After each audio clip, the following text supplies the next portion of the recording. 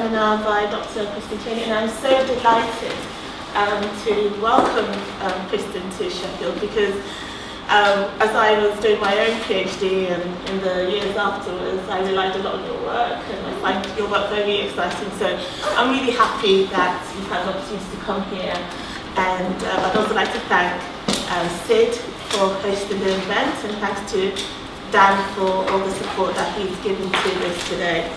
So just as a matter of introduction then, Kristen is an Associate Professor of Child and Youth Studies at the International Institute of Social Studies, which is a graduate development studies institute in The Hague, which has recently merged with the Erasmus University of Rotterdam. Kristen has been conducting research on children's survival strategies and humanitarian interventions, mainly in Eastern and Southern Africa for many, many years now, with a lot of your work being in Uganda. And more recently, her work has focused on issues relating to orphan tourism and how this links with child protection, etc., etc. And this is what her most recent book is about, which is here, by the way. Just in case anyone would like to buy it before we go there. So, and this presentation that Kristen will be delivering today is based on this book. So I think I will leave it there. Okay. Thank you very much, and thank you for having me. I really appreciate it. Yeah, this work really is based. I'm an anthropologist by training, and so now I'm at a development studies institute. And I'm not sure anymore to what extent I'm an anthropologist or an anthropologist of development, probably more so than a development studies person. But this book really started from ethnographic field work on orphanhood, really looking at orphanhood in the age of HIV and AIDS. So where I started with it was really much more based in the anthropology part, right? The sort of ethnography of working with kids who had been orphaned by HIV/AIDS. But there's sort of a disclaimer I have to say in the beginning because, please come on, it turned out it wasn't, and as you'll see in the particular instance I'm going to focus on for this talk, it's not really orphanhood per se that is the sort of source of vulnerability necessarily. But I thought, if we just had a book about, childhood poverty, no one would want to read it because it's not as exciting as orphans. We're all about orphans, right? So I kind of say, well, it's not really. The argument is not really that orphanhood itself is the main issue, but the way that it intersects with other sorts of vulnerabilities, and actually the way those can be created. So I think some of this work is a bit about that. Yeah, I think I started with that ethnography, and I ended up really looking more at the sort of broader political economy of how a sort of industry has come up around responses, humanitarian and charitable responses to orphanhood. It sort of traces that development of, not just what happened as a result of the AIDS epidemic in Africa for children and how that affected them and the qualities of life under AIDS orphanhood, but actually how these sorts of responses to it shaped those experiences. So that's kind of where we end up here. I want to kind of take you through that a bit, and then I'll try to do that rather quickly. Before I get into this, I'll just point out there is a link to the presentation that you can go to, this bit.ly, Orphan Industrial Complex. So if I go a bit too fast through some detailed things, you can always stop me if you have a burning question, certainly, or we can bring it up in discussion, but you can also access this later. I want to start with sort of some satire that started coming out a few years ago around this phenomenon of voluntourism, and particularly voluntourism that targets children. So this was one piece that circulated on social media, the 4 cutest ways to photograph yourself hugging third world children. One was wearing local headgear, so that was one of them. The Onion, I don't know if you've seen this Onion one about the 6-day visit to rural African village completely changes woman's Facebook profile picture.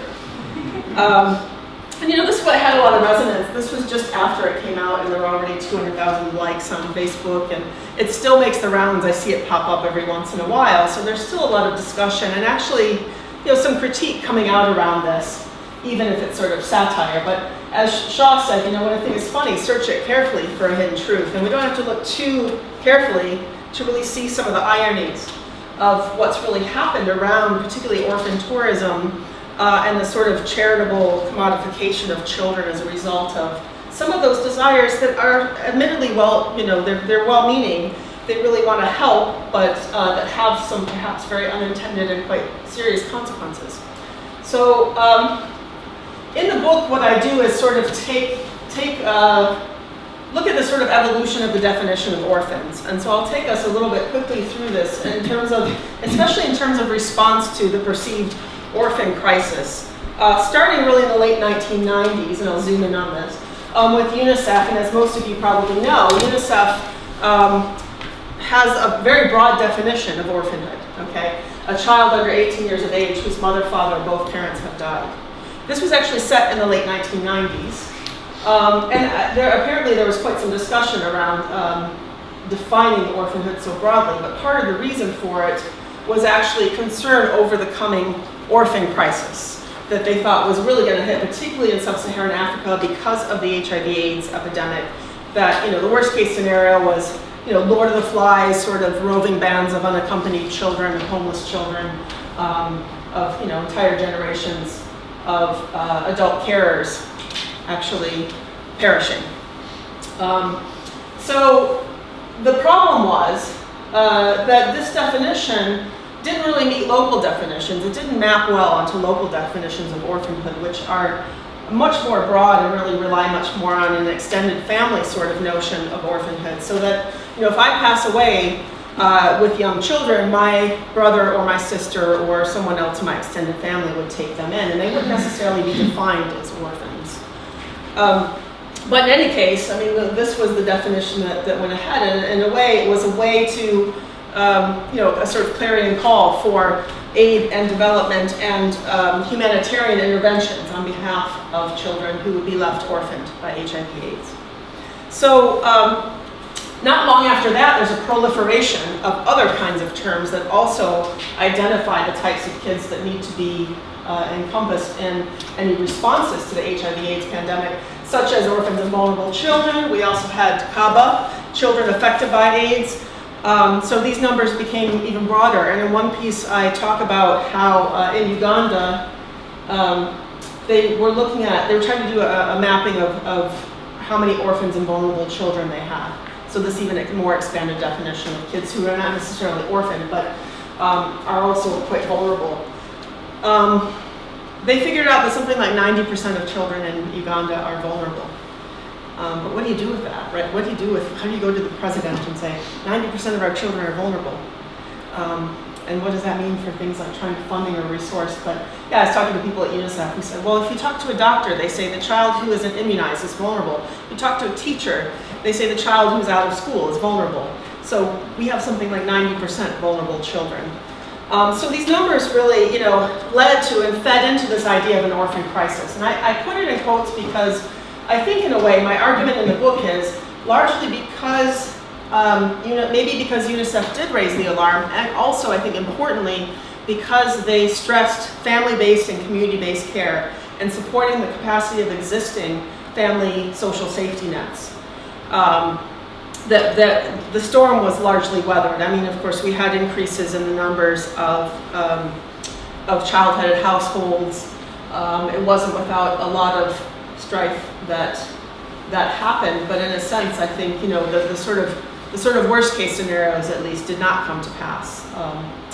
So I kind of use this. I kind of put that in the scare quotes because I'm not really sure we should talk about an orphan crisis. However, what's happened, I think. One thing that happened was that expanded definition, OVC, CABA, orphans, inflated the numbers, right? And that was partly also a political decision, like there will be 150 million orphans by 2015, or that sort of thing. Also was part of raising the alarm, right? But that prediction, I think, there's a lot of scholarship around whether it threatened to overwhelm the extended family system or not. And we could debate about that, but I talk about my point of view in the book. What I think is really important for us to focus on, though, is the way in which it elicited a number of different charitable and humanitarian responses from both private and public donors that also are quite problematic at this point. So we see this sort of re-invocation of the orphan rescue narrative. In a lot of ways, this is not new. It's the same verbiage we've had since World War I, when Save the Children was founded. Save the children from what? We're not always clear, but save the children. They need saving. Intercountry adoption also was founded very much on child rescue narratives, especially, well, there were, after the Second World War, there were European children who were displaced who were sent abroad in adoption, but when it really took off was after the Korean War. And in fact, some US evangelicals named the Holtz from Oregon went to Korea and said, oh, that's horrible conditions for children in orphanages. They adopted a number of children, 5 or 8 children from Korea. And now today, Holt is the largest adoption agency in the United States. So they kind of started this movement that's quite based in faith and these biblical commands to assist orphans. Visit widows and orphans in their distress is actually what the Bible says. But often we see this sort of separating out of the widows and the real exalting of the orphan, that we want to help the orphan. And sometimes even mothers being quite vilified as we think about things like the Magdalene laundries in Ireland as other historical examples. And of course, historically, we've had a lot of focus on things like mission trips in Africa. But what we started to see in the 1990s, early 2000s was these, the evangelical movement in particular, but other faith-based movements, and there are secular versions of this as well, really started to co-opt UNICEF's orphan numbers in order to argue for the establishment of orphanages and for intercountry adoption. So we start, I'll return to this in a minute, but we also see at the same time, the intercountry adoption community turned their focus to Africa. So while intercountry adoptions were going down in the rest of the world, they were going up in the late 90s and early 2000s in Africa. And by, I think, 2004, Ethiopia was the second largest sending country of children abroad in adoptions after China. So, and there's a number of other countries that have gotten involved, including Uganda, which I'll talk about in a moment. This brings us to what I've called in one article orphan addiction. I didn't make that up though. My friend thought I was being clever with an article called Addicted to Orphans. I said, that was not me. Actually, that was an 18-year-old missionary from the US named Emily. She has this she put up this blog called M on a Mission. She said, ever since I was 7 years old, I wanted to go to Africa and save orphans. So upon graduation from high school, she said God had called her to Uganda. And if you wanted to help her get there, to save orphans, you could buy this bracelet for just $7. It says Orphan Addict on it.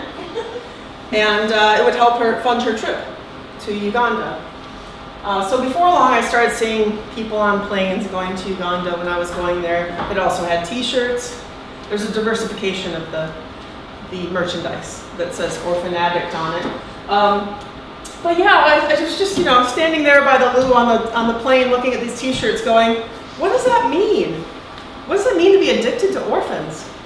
If you're addicted to heroin, it's sort of, you need more and more and more of it to meet your addiction. You have a dependency on it. And that's usually not seen as a good thing. So what does it mean to be an orphan addict? And these are people who would wear these shirts very proudly, right? Like, I'm an orphan addict and I'm going to go to save orphans.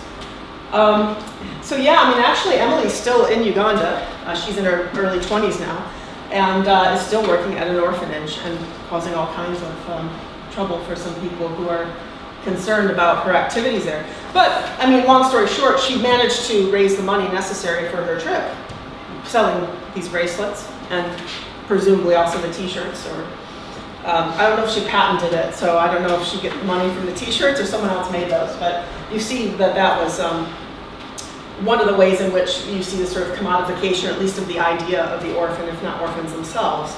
So, where does this lead us? What I find is it's this emergence, it's part of a whole emergence of what I've been calling the orphan industrial complex. And I have a rather crude sort of chart here. I actually am realizing as I give this talk more and more, I need to add to it, in fact, because there's a lot more to this. There's layers of this that are much more complex, actually. But Basically what I'm referring to is this monetization of everything orphan, and that includes things like mission trips, all the way up to things like adoptions, but a lot of voluntourism of various types. So that's one sort of aspect is orphan tourism, which we've seen some discussion of in the news and some critiques of and so on. My partners in Uganda, the Alternative Care Initiatives, actually did a kind of cursory desk research because they wanted to figure out how much money really goes into these trips.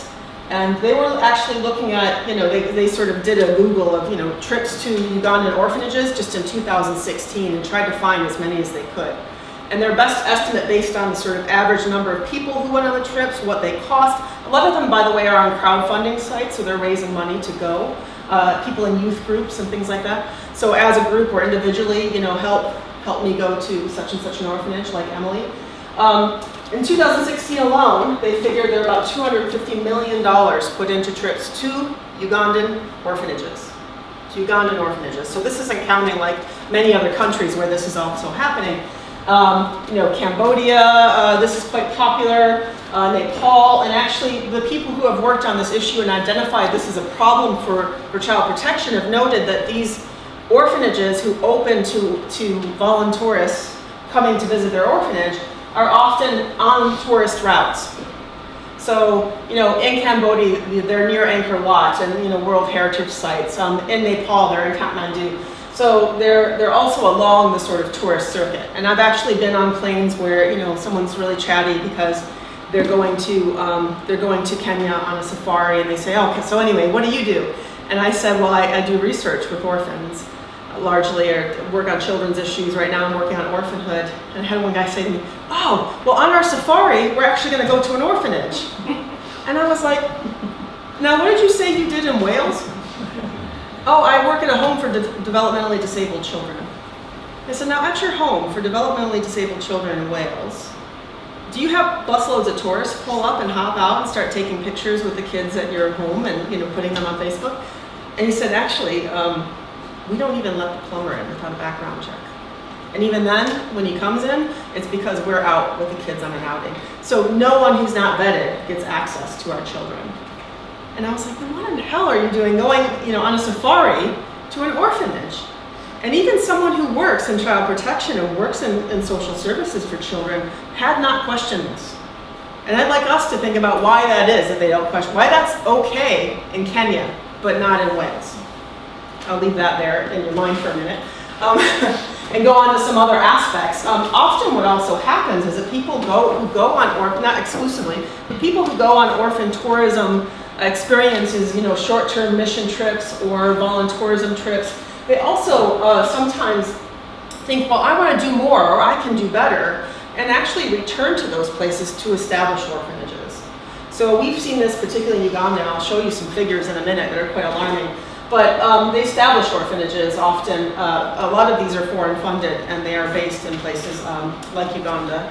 And I just pulled this, actually this picture, I don't know if you can see it. It's a bit dark in here, but this is a picture I saw on a crowdfunding site for an orphanage. And it's a picture of a toddler I believe this was also in Uganda somewhere. And they had a sign up that says, pray, pray, pray, feed us, we need your help, we are out of food, help, help. And the fundraising site was saying, we're running out of food any minute. We need to raise, $5,000 to be able to feed the kids we have at our orphanage.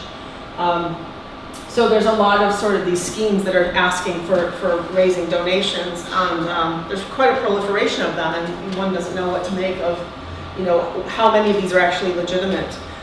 But at the sort of further end of this, we might see a lot around inter-country adoption, and we also see a lot of crowdfunding for that. So there's these sites now that are set up specifically for crowdfunding for international adoption. So this one's saying why we're the most effective platform. Partly because there are a lot of families who are not really necessarily wealthy, but as you can see from the sort of the fourth aspect to the sort of spreading of the gospel, particularly in the evangelical community in the US, and I think to some extent in Europe, there is a lot of encouraging of people to adopt kids who are orphans. And I'll show you another example of that in a moment. But one organization you might look up is CAFO, the Christian Alliance for Orphans. Every year they have an annual Orphan Summit. They encourage churches to have Orphan Sundays where they talk about orphanhood and say, they tell their congregations, you, and you can go out and you can rescue 5, 6, 7, 8 of these children. And we can fundraise, for the adoption fees and so on within the church community. But now with the internet, you can actually do it much more broadly, right? And raise money. So a lot of families make little crafts of things and say, oh, we're selling these to raise money to adopt little Joey from Ethiopia or what have you. And actually at the Orphan Summit, they have a marketplace. And in the marketplace, if you go to an academic conference, you have booksellers and things like that at a book exhibition. They actually have a marketplace that has a lot of companies that are vending orphan tourism and a lot of adoption agencies who have booths at these orphan summits. So even though I know a lot of people have been trying to work on the leadership of CAFO for a long time to kind of shift them away from things like adoption, they are very centered on adoption often. And still quite insistent upon that. One example of some of the organizations that have proliferated in response to the perceived orphan crisis is one like this, which is called 147 Million. 147 million orphans is actually, at the time it was founded, that was the estimate according to the very broad definition of UNICEF of how many orphans there were in the world. 147 million. So they set up this organization and they do things like serving or feeding trips where they go to, this is in Haiti, where volunteers who have paid to go to Haiti are putting food in the mouths of babes. You can't tell from this picture whether or not those kids have arms and can feed themselves, but I'm gonna guess they do. However, what's really confusing to me is this free shipping on orders over $50 on top of this picture of a feeding trip. Well, part of it, as you can see, is they have a store and they also have fundraising, which are partly one and the same. But their mission is to provide food, water, and medicine to children in need worldwide, to bring awareness to the orphan crisis. And of course, they don't put it in the scare quotes like I might, but the orphan crisis, because there are 147 million orphans, and to assist adoptive families with fundraising through the sale of original and handmade products. So one of their achievements of 2012, and I just went and looked at their website a couple weeks ago, and it seems they're doing a little bit more sort of community-based stuff as well, but they're still also giving support to orphanages, and they're still also partnering with, in this case, over 200 adoptive families in 2012 as they fundraise for their adoptions.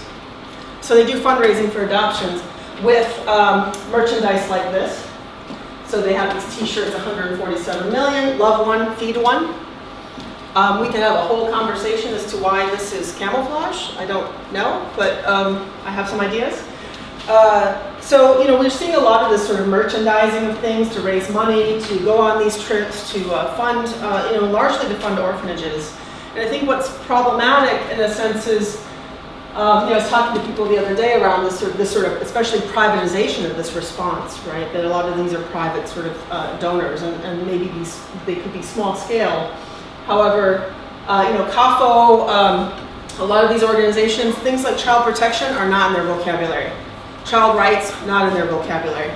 It's all about this narrative of orphan rescue.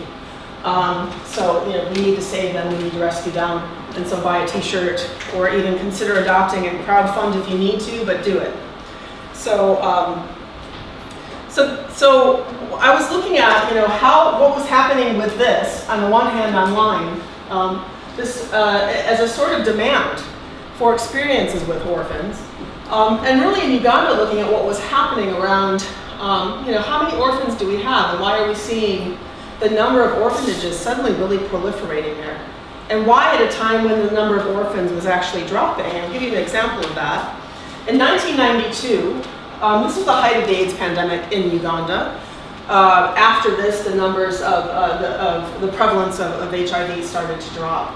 But at this time, 16% of children, it was estimated, were orphans. And again, this is by that very broad UNICEF definition. So we're not talking about kids who have no family, because a lot of them were being raised, and all the kids that I worked with actually in my field work were kids who were being raised by family. by extended families, so grandmothers, aunties, uncles, like that. And that was the case in 1992. There were only 3,000 children in institutional care, even though it was estimated there were about 1.3 million orphans.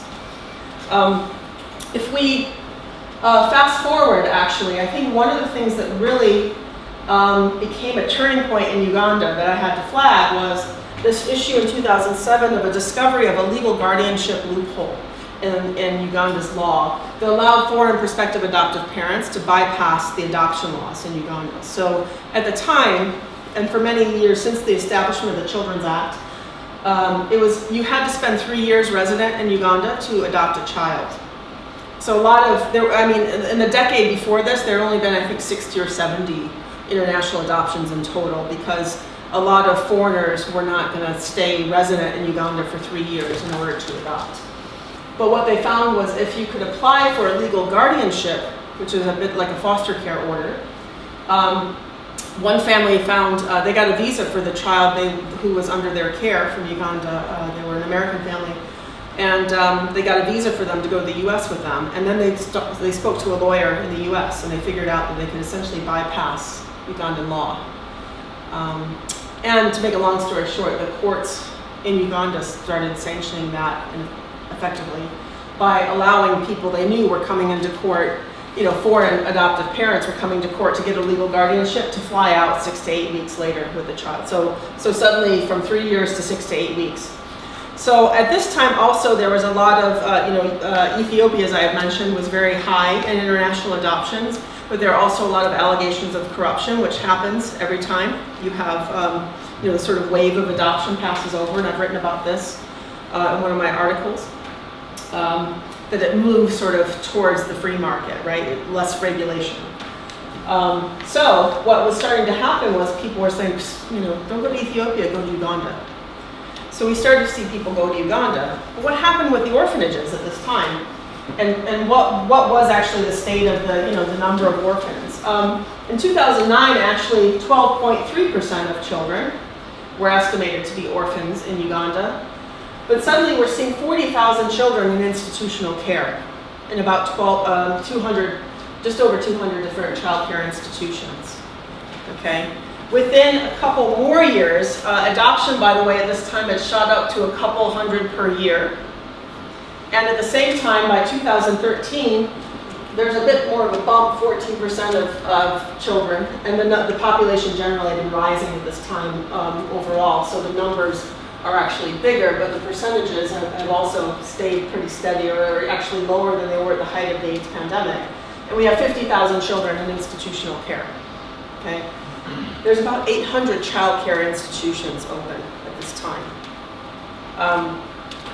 And by 2017, our best estimate is there's about 900 child care institutions with no one really, we're still trying to get a grip on the numbers, and the problem is that they're opening and kids are being pulled into them faster than they can be counted.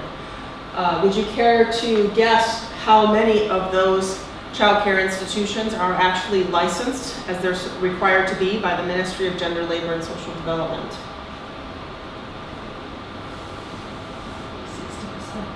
60%. Sorry? 60%. 60%. Wow, you're optimistic. 30 of them. 30. 30 of them. Over 900. Yes, and that's actually a great improvement over since in the last 2 years, when they really ran a campaign that said you're supposed to license your orphanage, but they have limited funds and ability to go out and actually force them to do so. Although the ministry has discovered some some orphanages with very egregious conditions and has closed them, they are literally mushrooming overnight, and still to this day are doing that. Although they're trying to get a handle on that. So this is what we've seen. And by the way, about 80% of the children in these orphanages, as is true worldwide, about 80% of them have living locatable parents.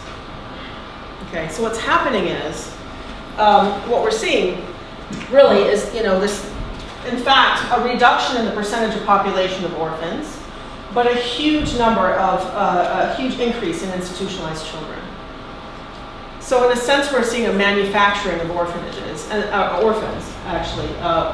And how that works is people are finding that it's lucrative. They can fundraise from abroad. Probably about 90-95% of these are foreign funded. Okay, so they're setting them up, and they're pulling kids into them, often by going into the community and saying, there's a free school right up the road. They don't say orphanage. But the thing is, if you build an orphanage in a poor community, they will come, and especially if you offer education, because this is what a lot of families are lacking in poor communities. So, this is what we're seeing. Some colleagues had gone to the west of Uganda, had talked to a social worker who was had just been hired in a brand new orphanage that was set up by an American church, I believe. And she said that they told her, now that we built this building, we want you to have 50 babies in this home by the end of the year. And she said, 50 babies? There's not 50 babies abandoned in the whole country, let alone in this district. How do you expect me to do that? And they said, essentially, they don't care. They didn't care how she did it. To them, they put forward the money to open this orphanage, and to them, a full home was a good home. And if anyone knows anything, right, about child protection, about child well-being, a full orphanage is a horrendous thing, but to the donors, it was a good thing. Look, we built this home, look what we accomplished. We got 50 babies, in this orphanage. So, there's people who are under pressure, and so you see child finders going out in the community and saying, free school, free school. And so parents go, excellent, awesome, free school right down the road. I was wondering how I was going to educate this child. And once a child goes into one of these facilities, it can be quite hard to get them out. We know parents who've been beaten back at the gates of orphanages, trying to get their kids back. And actually, I was talking to someone at Oxford yesterday who said she was asking about SOS Children's Village one time when she was touring, when she was in, I believe this was in Africa, where this is a reputable sort of international organization. This is not a fly-by-night, let's make some money. But they actually made parents and guardians who left children at SOS sign a contract that said they would limit their contact with those children. Because they found it disruptive, after family came to visit those children at SOS Children's Villages, they found it disruptive for them. They found their behavior was disruptive afterwards. So to make it easier on the staff, they said, okay, if you're gonna leave your child here, sign this contract that you will limit contact with that child. So we see, really the creation of orphans where they didn't exist before, and sometimes that's really for the purpose of orphan tourists, coming to visit and having kids to visit. So there's all kinds of, this is just a very short list of the kinds of issues this raises for child protection, but of course, it is a commodification of children. It's a commodification of the orphan that we all want to help. But that creates all kinds of perverse incentives, actually at many different levels, to institutionalize children and actually manufacture orphans where they didn't exist before. Taking the children out of the family context, causing family separation, rather than responding to it. And I think this is one thing that if a lot of people really knew, maybe we'd see an end to this. But people, they persist in this myth that there are all these orphans who need to be institutionalized because they have nowhere else to go. And the fact is, in Uganda, most of the kids are not coming from off the streets into an orphanage. They are coming into orphanages because they're being pulled in, all the pull factors into the orphanage. And in fact, to the point where, in a lot of cases, they're having trouble separating what is a boarding school and what is an orphanage. So there's a sort of conflation of these at some point. But one of the greatest reasons in some of the research that my colleagues have done in Uganda and looking at why kids were going into orphanages there, which I think is not unique to Uganda, was in fact education. That was the number one reason kids were going into orphanages, was seeking education. The second was poverty, which is also related. So, these things are around 40% of the reason that kids are in there in the first place. So, if these parents and families had capacity to actually send these kids to school, they might not put them in an orphanage. But because we're all about, funding the orphan and the orphanage, it skews that funding towards the orphan at, sometimes a disadvantage of kids who are quite vulnerable but aren't necessarily orphans. So what do? Right? You pose as an orphan in order to get into school, in order to get those entitlements, right? Or you put children into an orphanage, especially if it's not even presented to you as an orphanage, but rather a free school. And this, of course, fails to address or even can exacerbate the root causes of orphanhood and abandonment as well. You know, in some cases there are people who are very much encouraged to abandon their children and even relinquish their children for adoption, because it's all about this idea of, oh, well, you want to give them a better life, right? How are you going to do that? We have this nice family from America or Europe that wants to give their child a better life. So we see that, you know, sometimes it's not, I mean, there are these sort of issues of trafficking, definitely, and I can't even, you know, get into those now, but some really egregious cases are going on around, and this happens all the time, actually, with intercountry adoption. As soon as you become an intercountry adoption destination, organized crime grows around that, and it's just a fact. And often, you know, the agencies and the pro-adoption lobby want to say, oh, that's just a few bad apples, but actually it's systemic. And, you know, we've seen that again and again. We saw it in Guatemala, we see it in China, we see it now in Uganda very clearly. But really a lot more of it is very sort of gentle coercion of children away from families. So of course that disrupts systems of community-based care and even efforts to promote alternative care and to promote a robust, you know, build a very robust child protection system.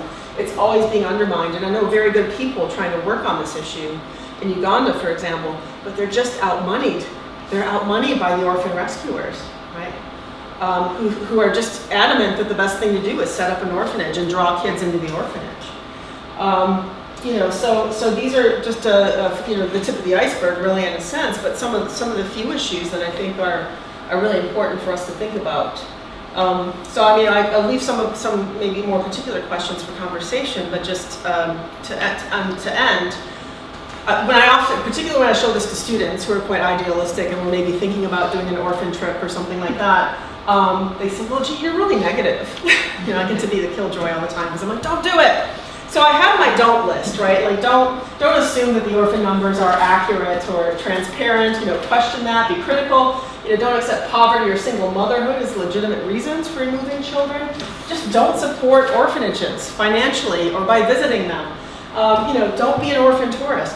But I think the messaging is that we really have to give people alternatives because it does come from a good place, right? And I don't think people mean to do terrible things. You know, and some people are quite shocked when they find that, you know, what they thought when they thought they were doing good, that was actually causing a lot of harm. So I had to, you know, I felt I should put a do list, and so, you know, do support family preservation, and, you know, these organizations that are really, I know organizations doing incredible work around family preservation and, you know, preventing separation, but they're so strained by funding because people just want to give to orphanages. Even I have a former student who's working for SOS in Tanzania, and he said, you should meet my boss because he's really into institutionalization. And then he told me that they had just built a new children's village in Mwanza. And I was like, well, if your boss is really into deinstitutionalization, why have they built a new orphanage? And he said, people just want to give to the villages. You know, they don't want to give to our programs that are about, you know, keeping kids in their families. So, you know, that's how it goes. So we have to change that discourse in some way, right? We have to keep talking about that and kind of break the orphan addiction, I think. And there's some concrete efforts. The Better Care Network, for example, recently had a campaign to stop orphan tourism, and the London School of Economics created, as part of that, a university pledge to stop orphan volunteering. So it was out of their volunteer center. So they discourage all of their students from doing these sorts of volunteer opportunities, and they try to steer them towards more ethical and responsible volunteering by educating them about that. So you can go to this website and see it, and maybe that's something also that students here would be interested in trying to take up. I don't know if Sheffield, I think Sheffield's on the list. I don't know, are they? No. It's about half a dozen UK universities, and actually my institute became the first in the Netherlands to do it. And UNICEF, Better Care Network, and Defense for Children in the Netherlands are interested in making a countrywide campaign, because we have a lot of, in the Netherlands it tends to take more the form of, you know, gap year students and kids who want to pad their CV with some international volunteering. They feel under pressure to do some stuff like this, and they want to go work with children. So they go off and do one of these trips before they really know a lot about it.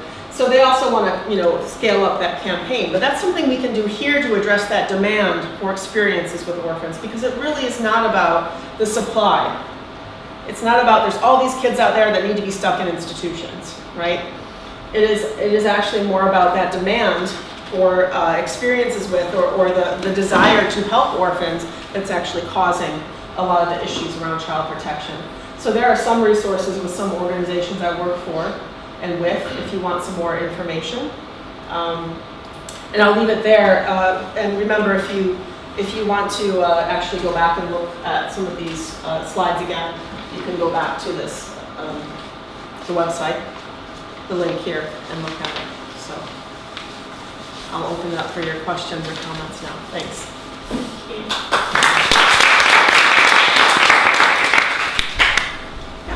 I was wondering if there's a sort of core age, because obviously it's young pre-pubescent children really who seem to be the kind of the model orphans, and you talked about babies, but what are there implications for adolescents in these orphanages if you become too old not to be sort of you're the conscientification of children that are more problematic? Well, it's funny. Dan and I were at DFID earlier this year, and one of my former students was actually Skyped into the conversation because he grew up in care in Kenya, and he did his master's thesis on this.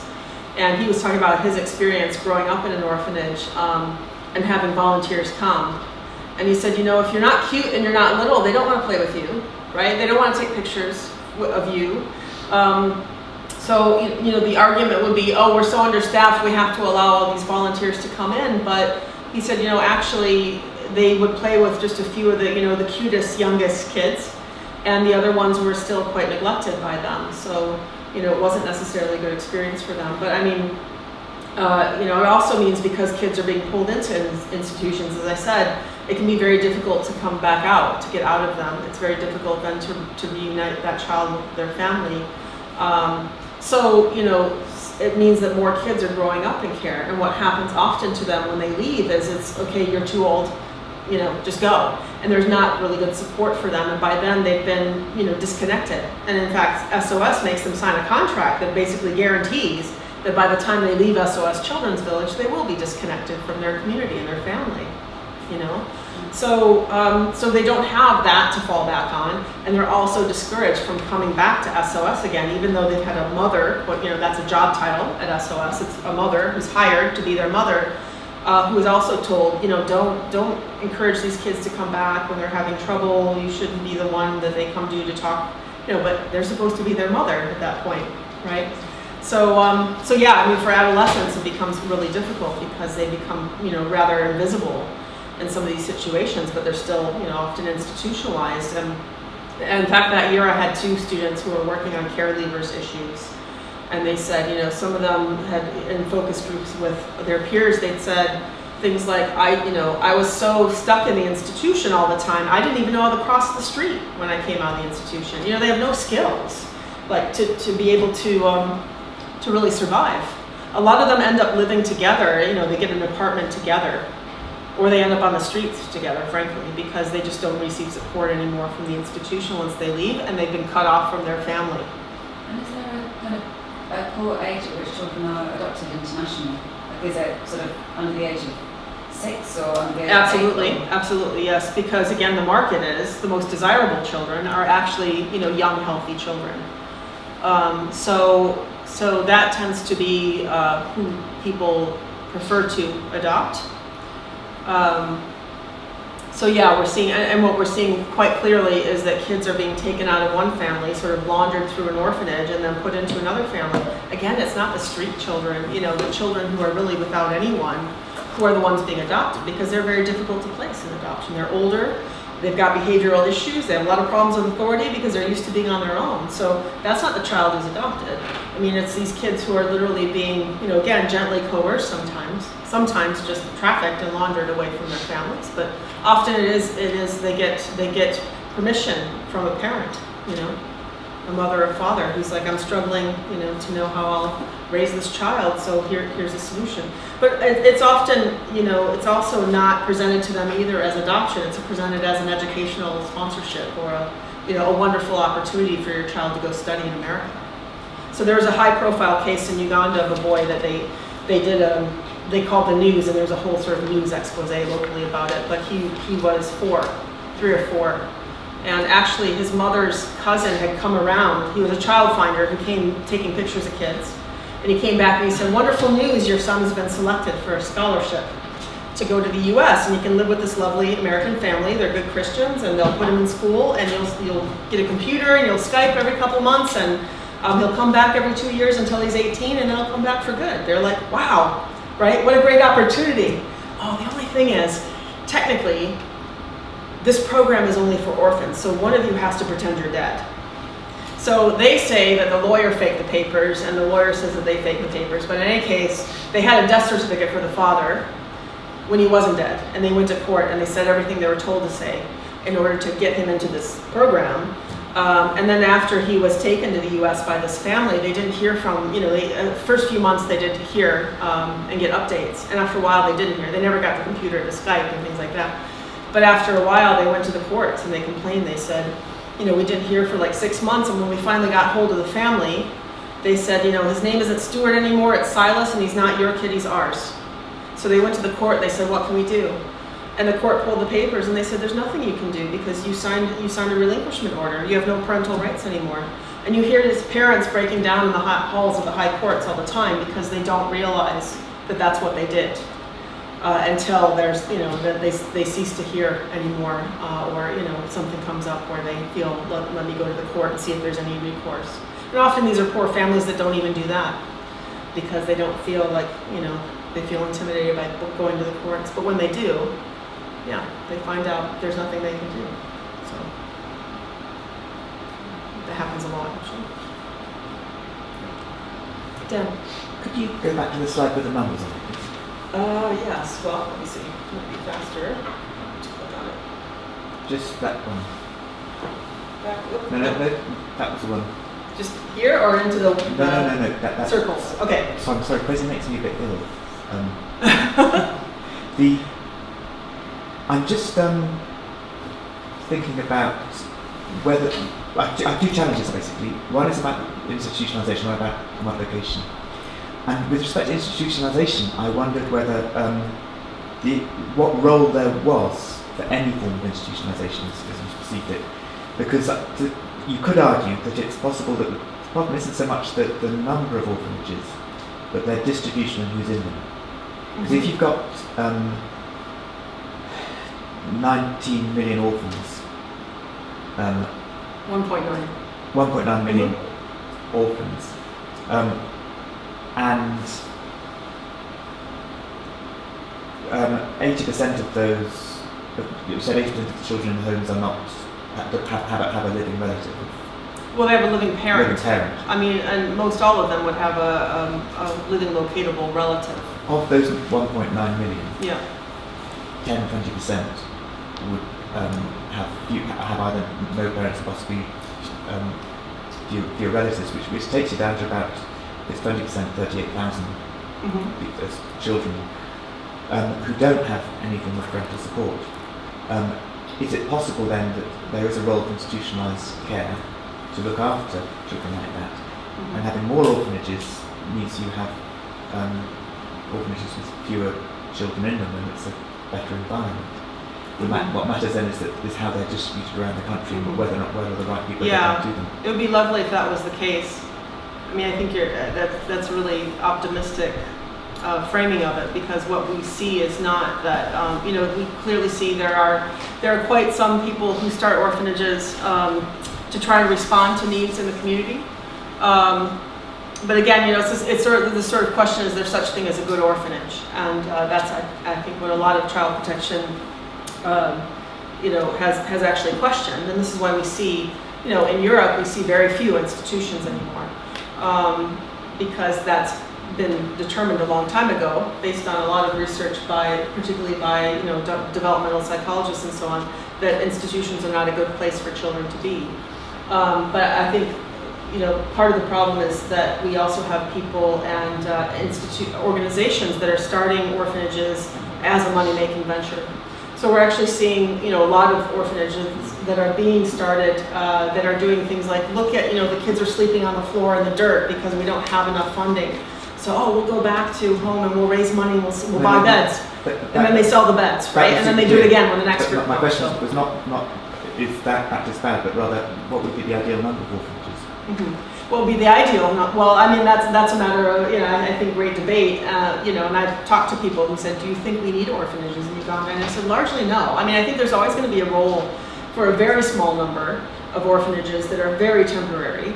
But I think that's, what we're seeing is not that. What we're seeing is that there are more orphanages opening, and they are more long-term, that kids are getting stuck in them. The best models, though, are, of course, where they are just a transit center into some kind of family-based care. But the problem is, if the money is going into establishing and maintaining orphanages, it's not going into building things like foster care, a quality foster care program, quality promotion of alternative care. There's been some effort to do that in Uganda. And actually, the number of domestic adoptions has really risen. This is what happened in the UK, right? Now domestic adoption is quite, there's very few international adoptions here because there's domestic adoption and people will engage in that. And one of the myths about why people have to go and adopt internationally in Uganda is because they say, because Ugandans won't do it. They won't adopt kids. It's outside their culture, which just isn't true, actually. They're finding a lot of people are adopting in Uganda, but it's also about sort of changing that perception. So yeah, I think, it's this question about, quality, but even sort of the best orphanages, we know are not the best places for children to grow up. And they don't need to be there if most of these kids do actually have family-based care. And if we increase that capacity, so, for example, one of my colleagues was sitting in a cafe in Kampala where there was a group of volunteers, about 22 kids from a church actually in the States, and they were going to take kids to the zoo the next day. So he kind of leans over and starts chatting with them, where are you from, etc. And he said, do you mind if I ask how much you paid to come here? And they're like, no, it's $4,000 for each of us. So that's $88,000. So he's sharing this on one of the lists, and they're like, I can pilot a nationwide foster care program for $88,000. Of course, the problem is the person who would pay $4,000 to come take kids to the zoo in Uganda is not going to pay you $4,000 to set up a foster care program. So, part of it is this, the massive amounts of money people are willing to put into this, as opposed to, putting it into programs that actually promote children's well-being over the sort of establishment of orphanages. That was my second challenge. Okay. Which was that if you take the commodification of imagery and these slick bracelets and t-shirts, is the problem that sort of commodification, or that that commodification is put to the service of this rather evil cause? Sorry, is it or what? Or that the commodification is put to the service of an evil cause. Mm-hmm. So if you had a really slick marketing operation that's promoting the establishment of foster care, using all sorts of commodified images. Yeah, that's also something to grapple with. And in fact, I was just saying that there's a colleague and I had done put together a panel a couple of years ago at the NGO Studies meeting around, commodification of children for charitable purposes, and exactly grappling with these questions. When is it sort of acceptable to do that or not? And that's not a question I can answer, or I have some thoughts about that.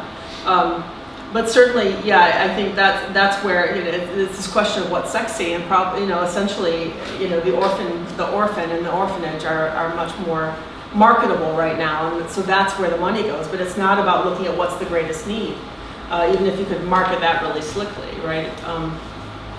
But people do, Hope and Homes for Children is all, talking about families, not orphanages right now, and, doing campaigns around that. But they become problematic in entirely other ways.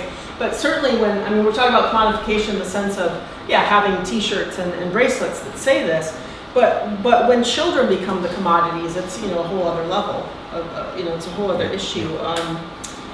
And so, I think that's also the progression we've seen, is when the children themselves, of course, become commodified, become commodities, and people don't like that sort of analogy. When talking about adoption, I've said because children get commodified in adoption, and some people go, wait, what? What do you mean? Anyone who works in adoption at all knows that's exactly what happens. So I'm like, here's the list, right? Here's how babies are valued. Healthy infant is the most expensive to adopt, right? If you want HIV positive baby or older kids, kids with disabilities, it's actually much cheaper. So these children are valued, according not to what their needs are. They're valued according to what the desires of adoptive parents are.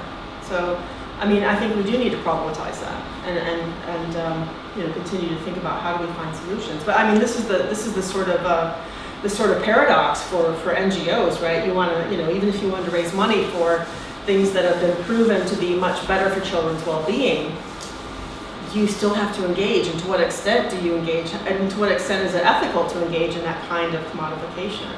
And those are also very complex questions. I think we need to continue to grapple with. So, I don't know if others have thoughts on those questions. But, yeah. Hi, you've got to scoop me up off the floor really, because I'm in a bit of a state of shock.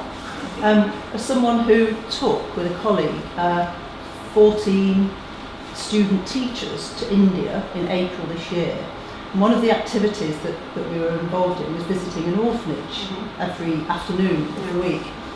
And I must admit, ever since I got involved in this, you know how you have at the back of your mind a sort of niggling concern, but you before you go and all the rest of it, you haven't got time to follow it up. And everything was fine. I mean, the students organised games and craft activities and stuff, and did these with the girls. It was a girls' orphanage near Bangalore, and it was all fine, and everybody had a good time. But now, oh boy, am I thinking. It's rough because I get on planes when I hear people say, "Oh, what did you?" It's always, "What did you do in Uganda?" Because people don't just go there for fun. Apparently, you just. So it's like, what did you do? What good thing did you? What good deed did you do in Uganda? Yeah. And I always hear that. Oh, I spent some time in an orphanage, and it was so good. Oh, you loved on those children. That was wonderful. And I have to bite my tongue because if a bunch of toddlers run up and jump on you, a stranger. That's not normal behavior, right? Yeah. But they take it as, oh, they really needed me. Yeah. And I'm like, that's a sign of, attachment disorder, right? Yeah. Like that, and they'll just indiscriminately jump on strangers. And actually that primes kids for a lot of sexual abuse as well. So we find that sexual abuse and physical abuse are very high in orphanages. Actually, my colleagues in Uganda they interviewed some kids when they were doing this survey about their opinions of volunteers and visitors to the orphanage, and largely they liked visitors, but the reasons they liked visitors were quite problematic because they said, of course, they bring us gifts and candy and they pay attention to us, but they said we also start eating better, we stop getting beaten when the volunteers show up. You're making this worse. What am I going to do? Well, the third one was we stopped getting raped. Wow. Yeah, I mean, I can't transfer all of what you're saying to the particular situation that I was in, but it really does make me think. So thank you for your presentation and for making me think otherwise. Any question? I'm just wondering how about the role of state or government, because I want to know. What are their reactions to this situation? Because when the NGO tries to commodify this situation, but at the same time, the government has to cope with the increases of the number of orphans.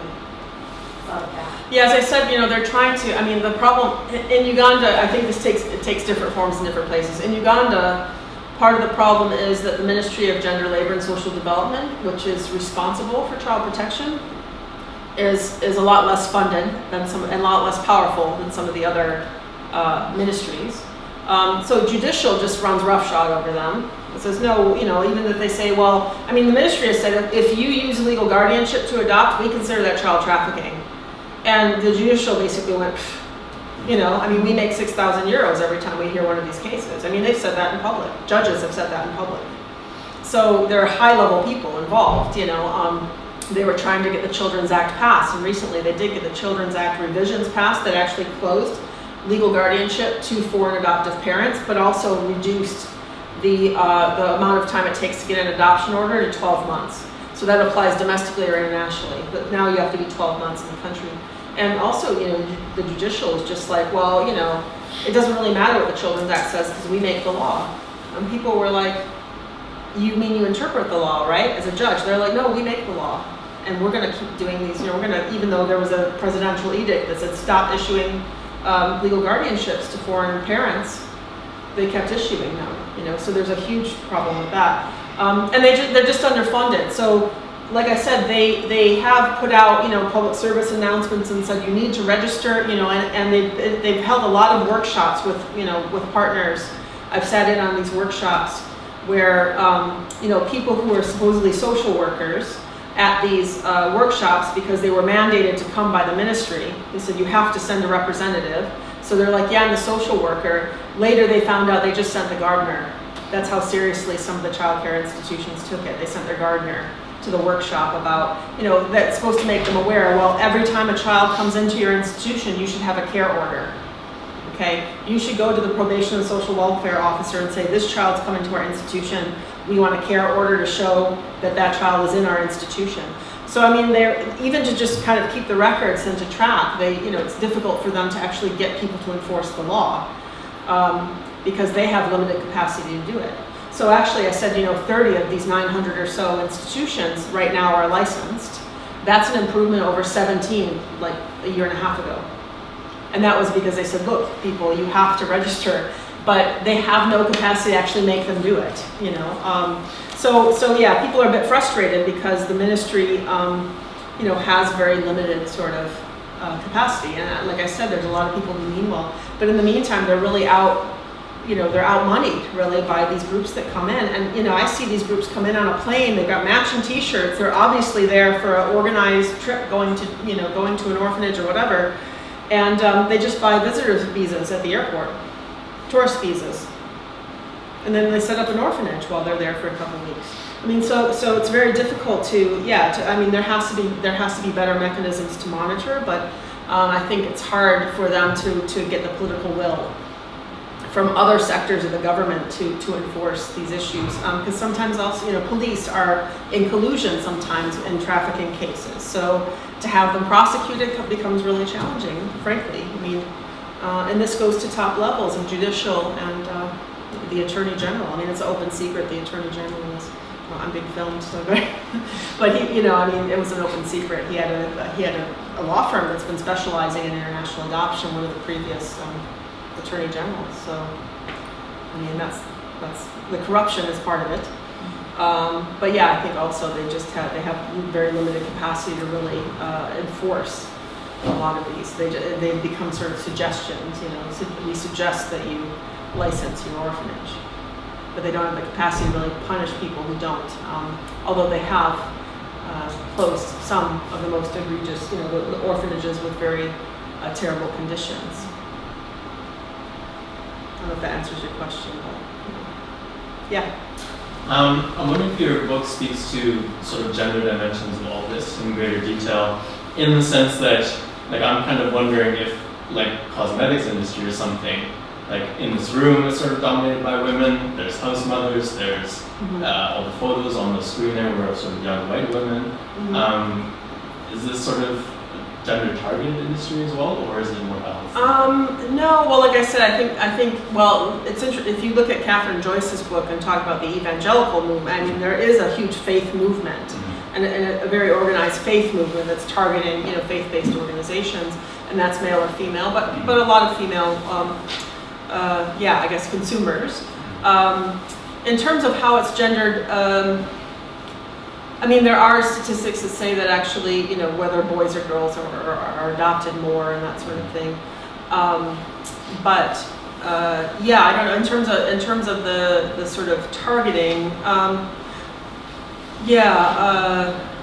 mean, I don't talk about that in the book specifically, but I could tell you off the top of my head of, you know, there's some young, you know, missionary. There's a woman actually named Katie Davis. I don't know. She's written books about her experience in Uganda. She went there also as like an 18-year-old, 19-year-old missionary and adopted like dozens of girls, some of whom are like 6 months younger than her. I mean, they're not. And this is a question I have because the adoption law says you have to be 21 years older than the person you adopt.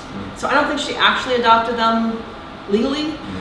But I don't know what the situation is, but she's been really heralded as, you know, within the evangelical community is doing a wonderful thing, and she has this biography, and I see it in Christian bookstores, and all the young Christian girls want to be like Katie Davis. Yeah. So there is that, but we also find I see a lot of these groups, they are male and female, to go to orphanages and so on.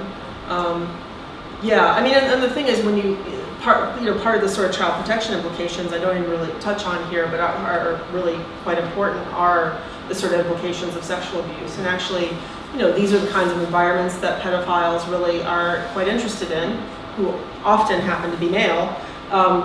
And if they have free access to children, then it becomes quite easy. So there's instances in Cambodia, for example, where I know of a case where a Dutch man was convicted of child molestation in the Netherlands and was told, you cannot come near kids under 10, and he just moved to Cambodia.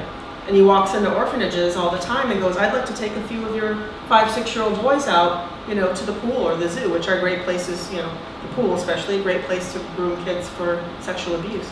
And they go, great, because they think it's, a public service act, and they're not always aware of the implications of that. So, there are those kinds of dimensions as well, unfortunately.